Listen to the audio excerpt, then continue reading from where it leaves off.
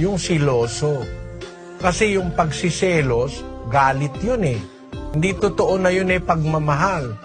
Basahin natin yung Hawikaan 6:34. Sapagkat ang paninibugho ay pag-iinit ng tao at hindi siya magpapatawad sa kaarawan ng paghihiganti. Yung paninibugho, hindi yun pag-ibig, gaya ng sabi ng iba, hindi. Yun, yung masyadong paninibugho ay pag-iinit ng tao yun. At pagka pag-iinit, galit yun, galit.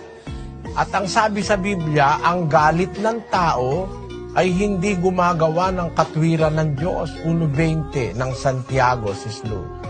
Sapagkat ang galit ng tao ay hindi gumagawa ng katwiran ng Diyos. Kaya yung pagkagalit, kasama na rin yung paninibugho. Yung paninibugho kasi kawalan ng tiwala, galit, merong nakatanim na puot.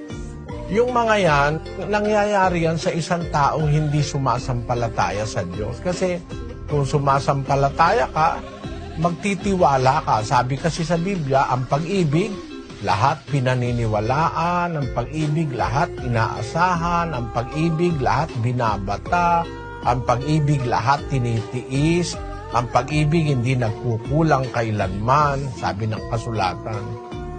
Mayroong nakatanim na puot o galit o pag-iinit sa kalooban, kaya laging nagseselos. At yan, hindi magpapatawad sa kaarawan ng paghihiganti.